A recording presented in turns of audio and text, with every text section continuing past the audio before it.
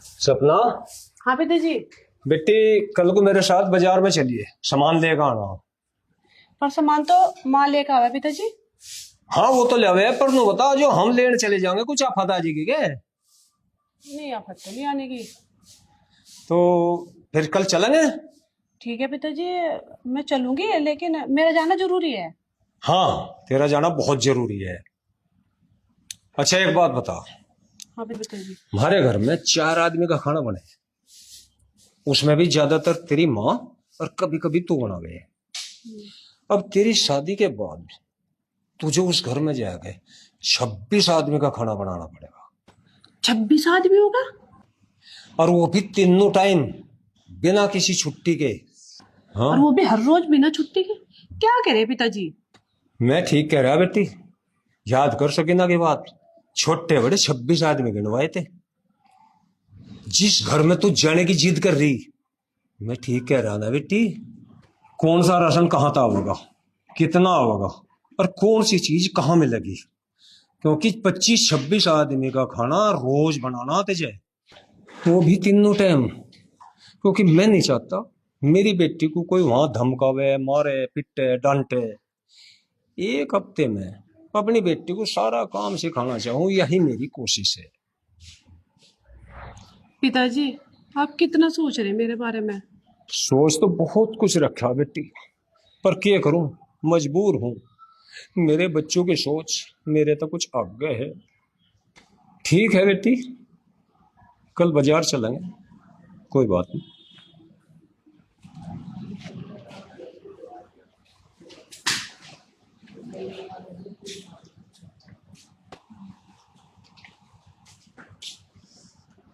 इतने बड़े परिवार के का खाना कैसे बनाऊंगी हर रोज? वो भी देख, मेरे पिताजी है, मेरे बारे में इतना सोच रहे, अब भी मेरे भले की ही सोच रहे। बेटी तेरे हर फैसले में हम तेरे साथ हैं, और तेरी आने वाली जिंदगी में भी कोई फैसला होगा तो उसमें भी हम तेरे साथ हैं। तू चिंता मत करे। हाँ मम्मी, अगर कोई मुझे परेशान करेगा वो ना छोड़ कर जाऊंगी। ना बेटी, छोड़ के नहीं आए करते, इनमें तो हलाला हुआ है। हलाला?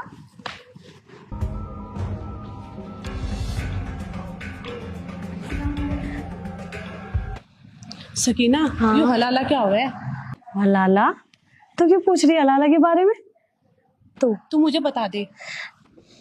जब पति पत्नी में लड़ाई हो जाए ना, तो वो पति गुस्से में बोलते हैं तलाक तलाक तलाक, तो वे अलग हो जाए। और जब अपने ही पति से शादी करनी पड़े तो उसे एक रात के लिए किसी और से निकाह करना पड़े। किसी और से? हाँ, ये हो गया हलाला। ये कैसा रिवाज है कि अपने ही पति से दोबारा शादी करने के लिए किसी और के साथ सोना पड़े? हाँ बहन। तो तुम्हें गलत नहीं लगता ये अपने मजहब में? बहन है तो गलती, पर बस हमारे धर्म में हो गया ये। छी। क्या छी? जब हमारे धर्म में ऐसा ही हो गया।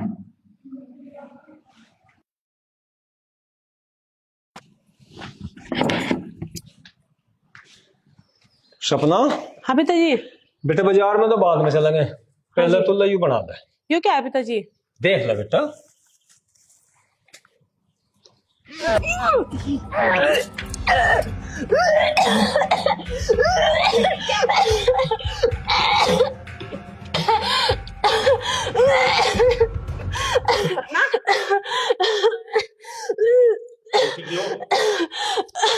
क्या हुआ? क्या हुआ सपना बेटी, तबीयत तो ठीक है तेरी? माँ पता नहीं पिताजी क्या लिया है।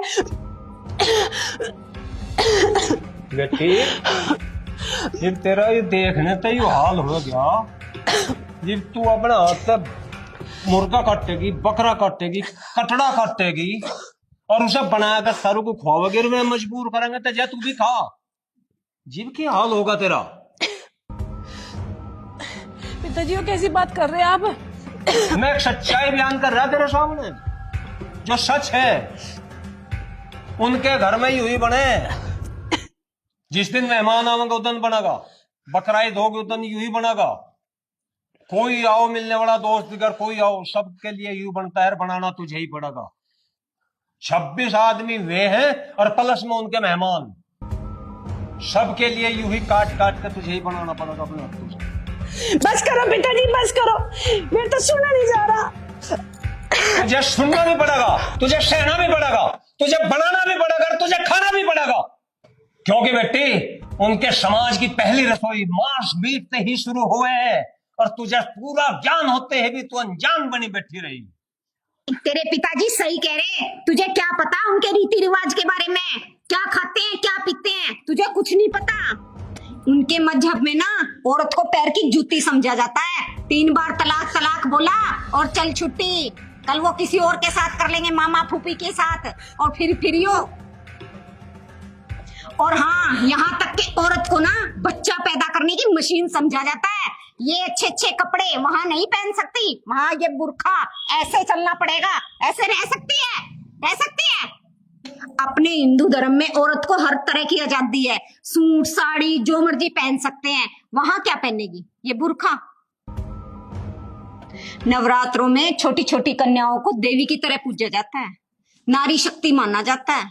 बेटी जितनी नारी की इज्जत ना हिंदू धर्म में ना किसी भी मजहब में नहीं है। और देख लड्डू सपना, माँ ने भी तुझे छूट दे दी और पिताजी ने भी तुझे छूट दे दी, पर इस भाई की एक बात याद रखिए, जिस हिंदू की लड़की ने मुसलमान के लड़के के साथ भाज के विवाह करा, उनकी लाश या तो गंदे नाले में पाई गई या बोरियों में बंद करके सड़क के किनारे फेंक दिया जा।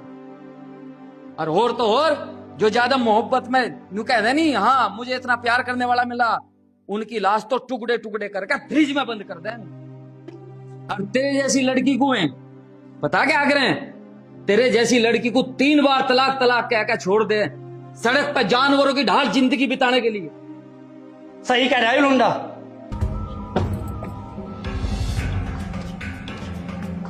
आज हमारे उत्तर प्रदेश में ये लव जिहाद दिन प्रतिदिन बढ़ता जा रहा है, और जिसकी शिकार ये हमारी भोली भाली लड़की होती जा रही है। और दरअसल ये जो लव जिहाद हमारे समाज में फैल रहे हैं ना, ये फैल नहीं रहा, ये फैलाया जा रहा है। कुछ हमारे आसपास हमारे मजहब के लोग हैं, इनके जैसे जो लव जिहाद को दिन प्रतिदिन बड़ी तेजी से फैला रहे हैं। और ये खेल हमारे इस समाज में कुछ इस्लामी मजहब के कुछ लोग बड़ी तेजी के साथ फैला रहे हैं। क्यों, खुद बताएगी या बताऊं? हैं? मुझे ना सपना से मिलवाने के लिए 30,000 रुपए मिले थे। अच्छा, सिर्फ मिलवाने के लिए 30,000 रुपए मिले थे। अगर शादी हो जाती तो 50,000। हाँ भाई लौंडे, बाकी सच्चाई तो बताओगे या मैं नहीं बताऊं? बता ना। क्या बच्चे, मेरी लौंडिया मिली थी तुझे फंसाने के लिए, तेरी सामने जान दे दूंगा मैं। अभी ठीक नहीं है, समय रखो, धैर्य रखो। मैं चाहता था उनको पुलिस स्टेशन में भी कर देता, पर मैं जान पूछ कर लेकर आया अपनी जिम्मेवारी पे यहाँ। आई समझ में, ताकि इन जैसी लड़कियों की आंखें खुल जाए। और सुन, तेरे अगले पिछले ऊपरले नीचले जितने भी आका पाका हैं, सारों को नाक रगड़वा दूंगा जेल के अंदर। समझ आई?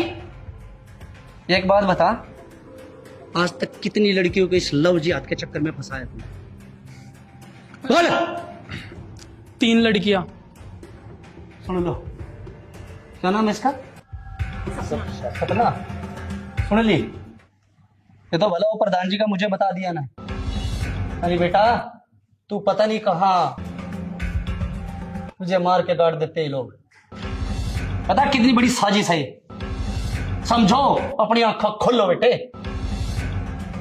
और दरोगा जी से तो यही जान से मार देना चाहिए, न जाने कितनी लड़कियों की जिंदगी बर्बाद करेगा। और तो जेल में ठोक दूंगा, शांत हो जा। सकीना, तू मेरी सहेली होते हुए मेरे साथ ऐसे किया, मेरी पीठ में छुरा घोपा तूने। तू भी आखिर एक औरत है, तुझे शर्म नहीं आई मेरे साथ ऐसे करते हुए? तू भी ना पूरी मुसलमान ही निकली, और तू कमीने, तेरा खून पी जाऊंगी मैं। ठीक, ले जा कमीने को मेरे आंखों के सामने से। चल सपना बेटी, इनकी औकात यहीं तक है।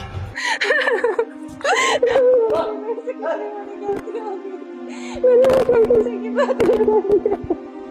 कोई बात नहीं बेटा, गलती कोई नहीं और पिताजी आप भी मुझे माफ, नहीं बेटी नहीं करते। मेरे तो बहुत बड़ी गलती होगी, आपने मेरी जिंदगी नरक होने से बचा ली, बता वरना पता नहीं क्या होता मेरा। आपने अपने पिता धर्म को निभाया है बहुत अच्छे तरीके से। नहीं बेटी रोते नहीं, बेटी रोते नहीं, घर की बात घर में रहेगी, कोई नहीं। अच्छा जितेंद्र, अब मैं चलता हूँ, लेकिन देखो मैंने कहा था ना कि समस्या का हल समस्या में से निकलता है, निकला ना। सही। और इंस्पेक्टर साहब का बहुत बहुत धन्यवाद। सपना बेटे, ये बहुत बड़ी साजिश है हिंदू धर्म को बदनाम करने के लिए, हिंदू बच्चों को फंसाने के लिए लव जिहाद का जो काम चल रहा है ये बहुत बुरा है बेटे। आइंदा इस बात का ध्यान रखना, अपने माँ बाप अपने परिवार का सम्मान करना, सदा सर ऊंचा रखना अपने पिता का, ठीक है। अच्छा जितेंद्र, चलता हूँ भाई, है ध्यान रखना, खुश रहो बेटे, ध्यान रखना अपना। समझ कर रहेगा जितेंद्र, हौसला रखिए। देखा बेटे हैं? अपने हिंदू धर्म के कितने अच्छे लोग हैं, उन लोगों के जरा देख लेना तुमने क्या पाया उनका। अब समझ गई, तेरा भाई है, तेरी माँ है, तेरा पापा है, हैं? ठीक है। सभी को नमस्कार, राम राम। ये कलाकारों ने जो प्रस्तुति दी है आप सबने देखी होगी, अच्छी लगी होगी, उम्मीद करता हूं ऐसी।